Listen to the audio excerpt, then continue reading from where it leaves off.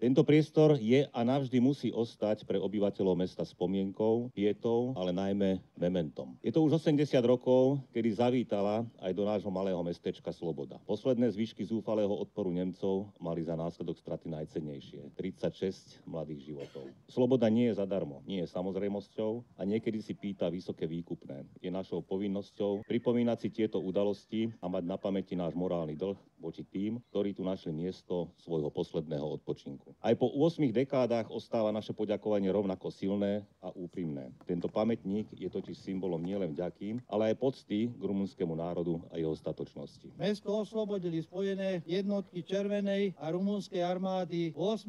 apríla 1945. 10.